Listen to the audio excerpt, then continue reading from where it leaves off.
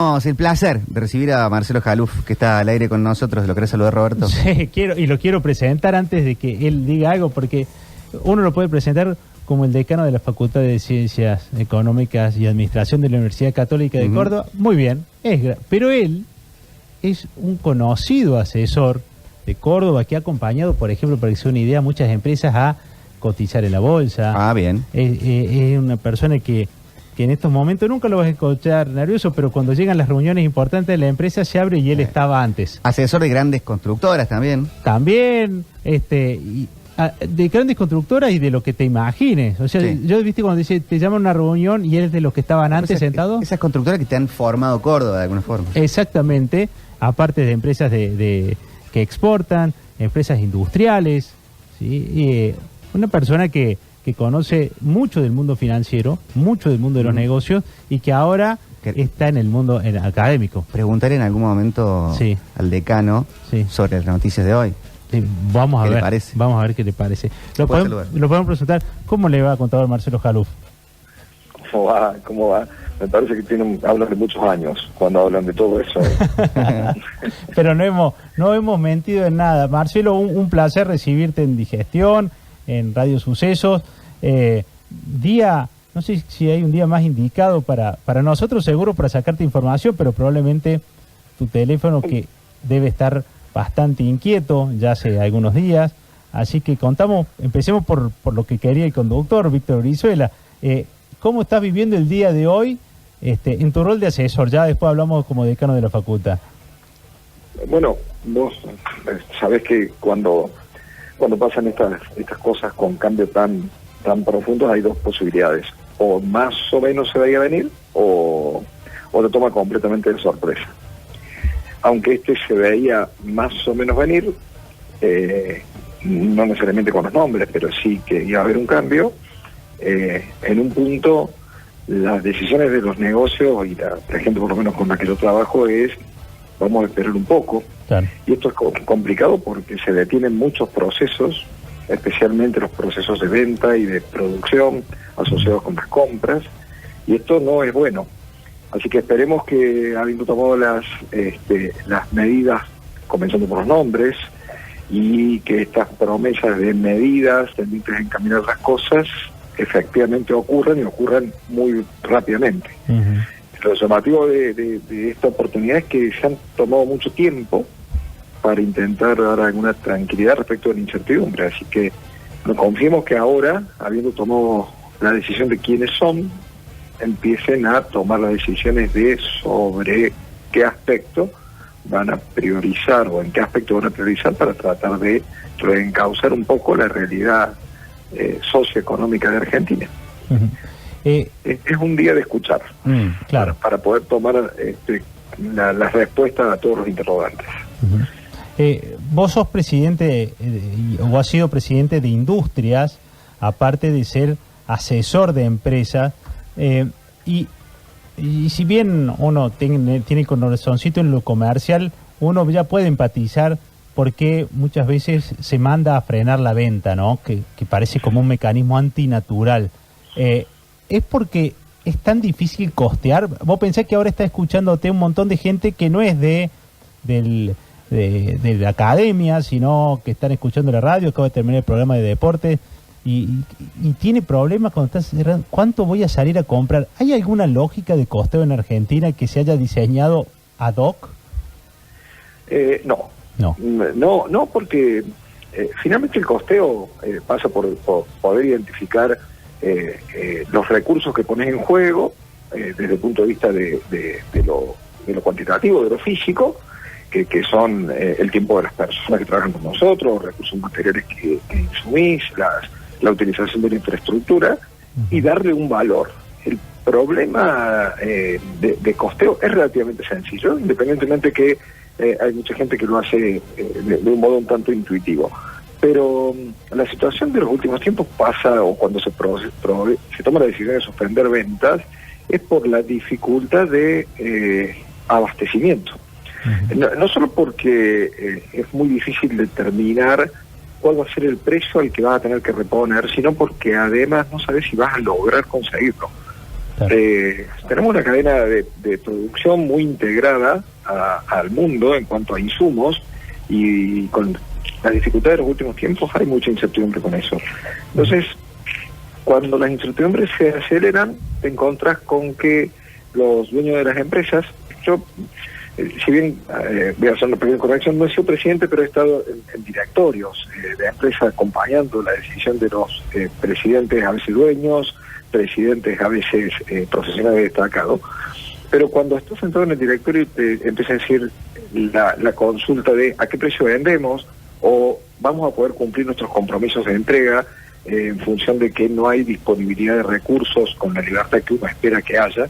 En general la primera reacción es nos detengamos y miremos esto de stop and see, hasta ver que estemos seguros que vamos a poder cumplir con nuestros clientes en cuanto a que la entrega será posible porque los insumos estarán disponibles, y además después de producir nos aseguremos que vamos a poder volver a producir comprando los insumos que ya utilizamos. Es complicado, parece especulativo, pero en realidad es muy protectivo, es muy de cuidar tu propio capital, porque no se trata de que abastezcas el mercado a costa de desaparecer después, ¿no? Haría más daño socialmente. Marcelo, no sé si estás al tanto, acá preguntan por Twitch un oyente, por ejemplo, las PlayStation, que son estos consolas de videojuego, que tienen un solo proveedor y no es argentino, entonces uno puede entender por qué desaparecen de la venta, porque sí. No hay forma de dimensionar cuándo vuelve, si vuelve y a qué precio. Pero Robert, también te pasa con productos no finales, ¿no? Una compañía que requiere de determinados componentes hidráulicos para sus procesos productivos, los utiliza para atender un requerimiento de un cliente puntualmente y no tiene certeza de que va a poder conseguirlo nuevamente para el siguiente cliente. Entonces, con los productos finales se visualiza claramente, especialmente con los tecnológicos, que suelen tener un nivel de concentración por el lado de la oferta importante, pero lo cierto es que en los insumos industriales también lo sufrí fuertemente por la dificultad de darle continuidad al proceso. Claro. Usar los que tenés y en qué punto los repones.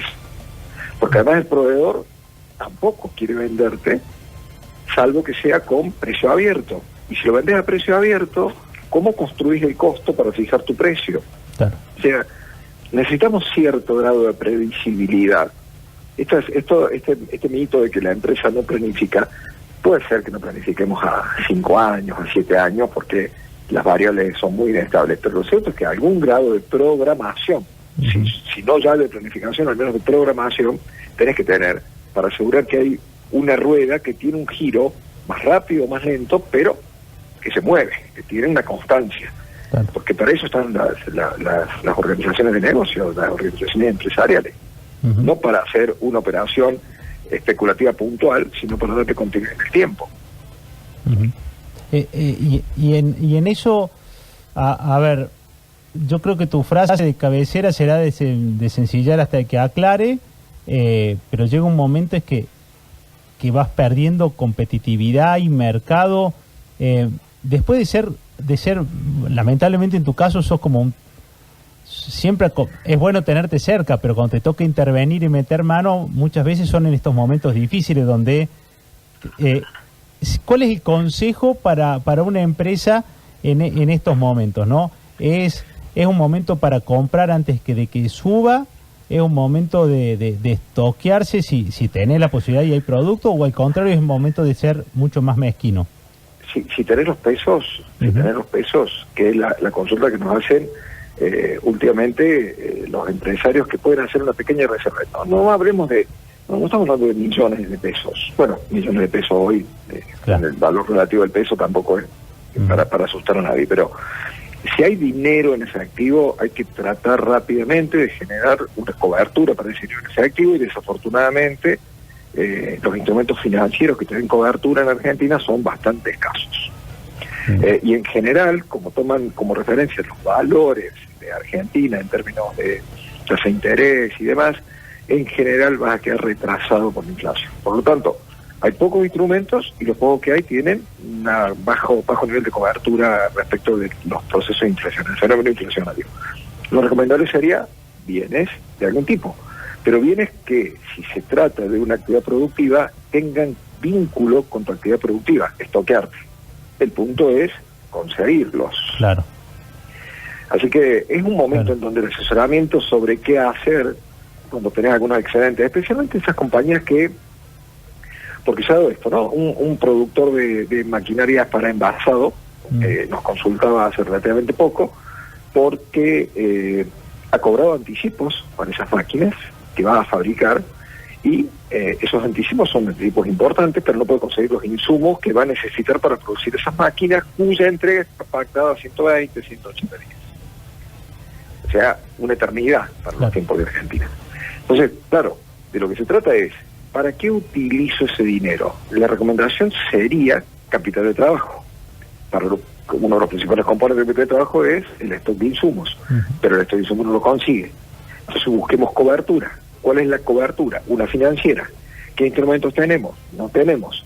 Bien, veamos entonces alguna alternativa de inversión en bienes de capital que después, a través de algún financiamiento por préstamo, nos permite recuperar y reponerlo de capital de trabajo. Eso es lo que estamos intentando hacer a través de algunas líneas que tienen beneficios de tasa por tratarse de inversiones, que increíblemente, aunque suene raro, todavía existen. Pero es muy complejo el momento para definir qué haces con el dinero. Y es muy complejo en términos de impacto en cascada sobre la economía, porque justamente lo que vos decías cuando iniciaste la pregunta, no es lógico no vender. No forma parte de la lógica de ninguna empresa. Yo, por un tema de años, he escuchado varias veces momentos de la historia económica argentina decir, bueno, si no vendo, gano más plata por retener lo que tengo. Y eso es cierto, pero muy puntualmente, con una mirada muy especulativa y de muy corto plazo, que no tiene la lógica de construir un negocio que tienda a permanecer en el tiempo, con futuro. O sea, cobertura sí, precaución sí, stop and sí, de sencillar hasta que aclare, como decías vos, sí. Lo que pasa es que tiene que aclarar rápido.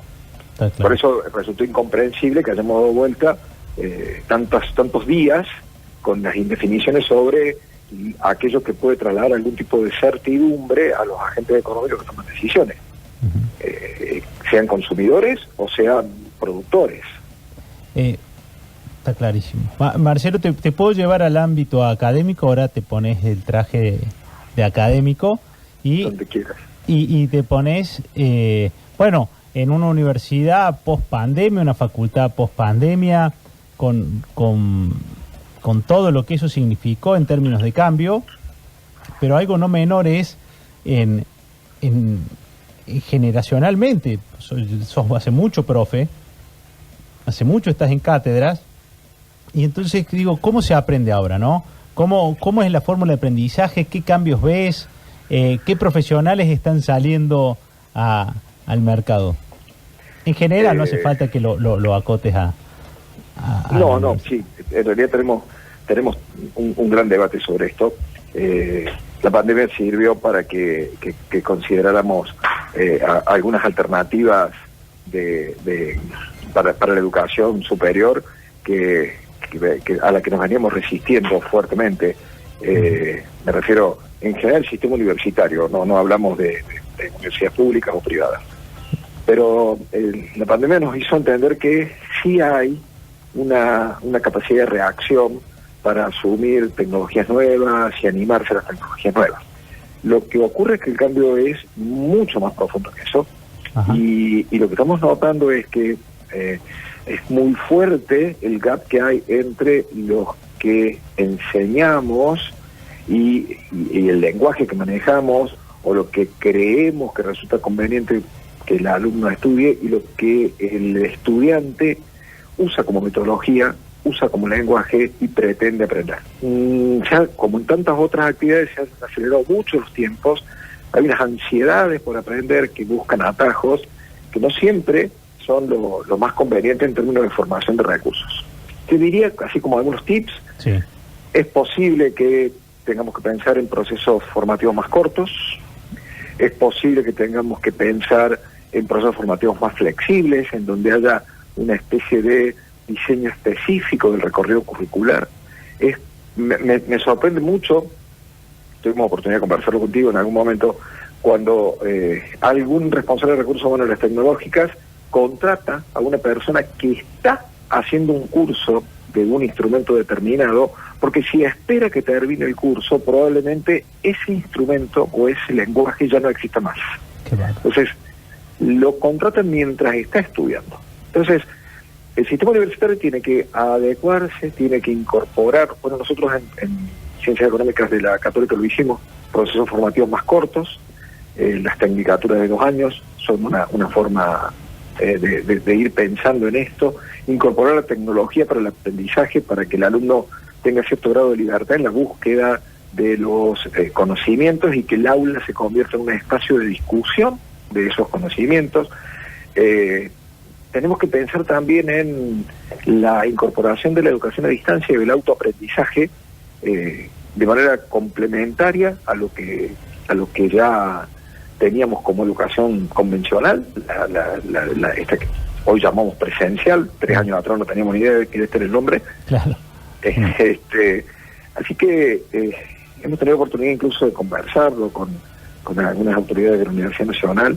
Hay que estar trabajando en nuevas propuestas en cuanto a en qué necesitamos formar a los jóvenes en función de las estrategias de crecimiento que tengamos como país. No vamos a nombrar ninguna carrera en particular, pero hay algunas carreras que podríamos llamar tradicionales, que están formando una ingente cantidad de personas que en principio no parece la sociedad necesitar, por lo menos no en tanta cantidad. Mira.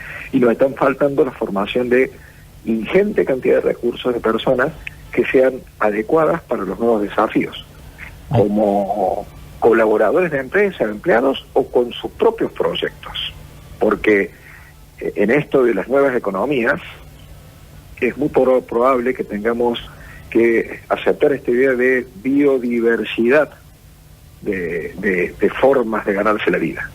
Mira. Es decir, tu propio proyecto, las tradicionales empresas que podríamos llamar de capital, el asociativismo va a ganar mucho espacio, las empresas sociales, las empresas públicas, pero en una combinación no va a haber un solo modelo. Va a haber este sistema bien diverso de empresas que sean capaces de asegurarnos que de distintas maneras seremos capaces de generar nuestra sustentabilidad como personas, ¿no? Con un crecimiento de la sociedad basado en el crecimiento económico. Y o sea, ahora... Nosotros... Sí. Sí. No, decime. No, te decía, cuando nosotros trabajamos en una investigación con el gobierno de Córdoba para identificar las posibilidades competitivas que tiene la economía de Córdoba, por ejemplo, lo hacíamos con la lógica de poder ver en dónde estaban estos elementos de diferenciadores que nos daban posibilidades competitivas destacadas, con la idea de crecer vendiendo esto que hacemos bien, que hacemos mejor que otras provincias o que otros países, y generar crecimiento económico con desarrollo social. Esto es un poco lo que nosotros intentamos identificar cuando presentamos el mapeo de clústeres de Córdoba, o sea, aquellas agrupaciones que tienen potencial de generar, en base a la competitividad, una buena respuesta a las demandas internacionales. Bueno, y justo fuiste para el lado que quería preguntarte, sin entrar en política, creo que este es el puesto más público, sin duda, te diría, que te ha tocado tener, ¿no? Te toca estar con ministros mucho tiempo, te toca hablar con políticos mucho tiempo, no sé si a nivel municipal y nacional y provincial seguro, no sé si a nivel nacional. ¿Sentís, a ver cómo te puedo contestar de la manera, sentís la empatía y el feedback? Viste que cuando hay una reunión de trabajo a veces no alcanzamos a pedir el café y ya está la mitad de la charla hecha, ¿no? Entonces cuando llegue el café alcanzamos a hablar de lo personal. ¿Sentís que está ese vértigo, que se trabaja con ese nervio con el que venís? Yo creo que tenemos un problema en cuanto y voy a hablar política pero en el sentido más amplio, ¿no? Digo, sí. a la decisión política de cómo nos constituimos como país federal. Porque yo noto que Córdoba hace un esfuerzo para construir, independientemente de algunas confrontaciones que tengan que ver con miradas distintas sobre algún aspecto en particular, pero es posible reunirse, discutir y debatir. Uh-huh. Y no me refiero solo a los políticos, ¿no? Sino los empresarios que incluso, como los recursos son escasos y como los apoyos que puede brindar, no sé, el acompañamiento en la formación de recursos o el desarrollo de infraestructura adecuada, las empresas suelen competir entre sí, tráeme gas primero para mi zona, antes que la zona tuya, o generar rutas que me faciliten la logística, o habilitemos los trenes. Este tipo de cosas que suelen ser exigencias o reclamos para facilitar los procesos de producción, tecnológico, distribución de las empresas, aun cuando tengan estas confrontaciones, pueden trabajar juntos. En Córdoba pasa, y pasa muy frecuentemente.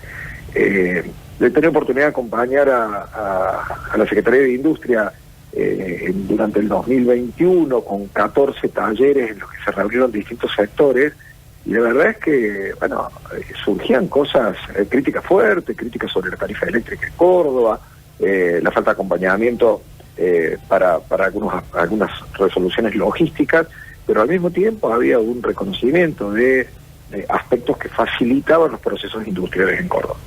Me parece que en Córdoba hay una realidad, nosotros trabajamos con la Municipalidad de Córdoba también, con la Nación hemos tenido algunos contactos, a nivel universidad me refiero.